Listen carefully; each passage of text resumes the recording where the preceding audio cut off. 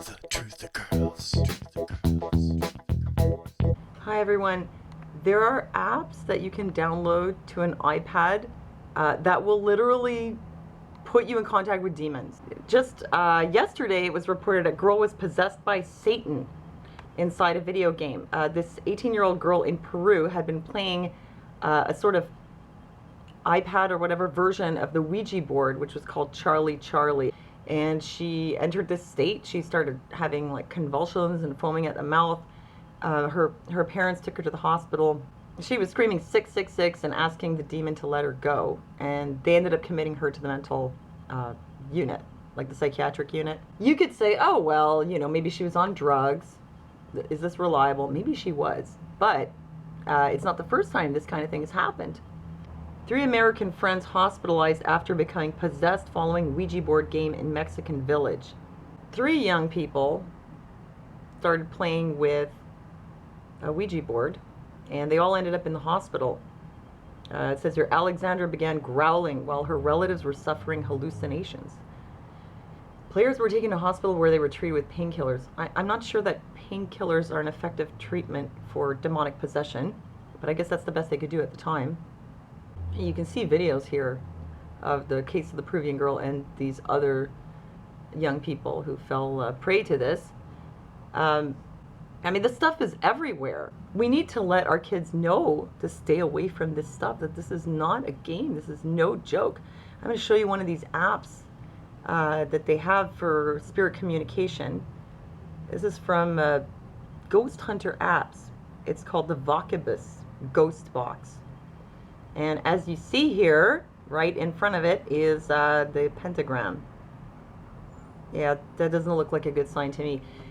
I've seen this stuff in use. There are several channels on YouTube. There's one called Huff Paranormal, where he uses this a lot in conjunction with an amplifier. And I think he makes these things too, and he calls them portals. And I think indeed it's a portal to the demonic. He does spend a lot of time communicating with spirits via this. He asks for only good spirits to come through. I'm not sure that that's enough of a safeguard. I mean, you know, as Christians we're told that we shouldn't be messing with this stuff. I'm not judging anyone. I mean, the guy, Huff Paranormal, he says he's a Christian and that this is like his calling to help spirits cross over from the other side. I do realize that people, you know, Catholics will pray for spirits who are in limbo, and people pray for the dead. And as much as I disagree with what he's doing, it is not my job to judge him for what he's doing. That is his business. That's between him and God. However, I just want you to know that this is very real. I think it's very dangerous. And if you've got kids and they're using iPads, I think it's a good idea to warn them. And I think for anyone who's curious for this kind of stuff, you better just stifle that.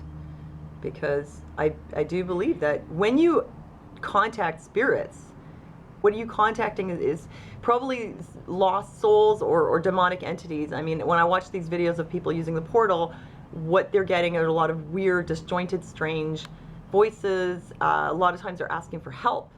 Now, if they were up in heaven, they wouldn't be asking for help. So they're either in hell or they're demons. I mentioned before I'd watched some episodes of A Haunted, and a lot of times the way that the haunting started was when people made an active effort to contact spirits. I mean, sometimes it started before that because they'd done renovations or whatever, but when they started with Ouija boards and other things, that's when it really would ramp up and their lives would basically become hell. So, you know, we have to be aware of this stuff, and we have to know that, you know, it's real, it's out there, and we just don't want it in our lives. We just want to stay away from it and make sure that your kids know that. So I just want to let you know, and thanks for listening to me.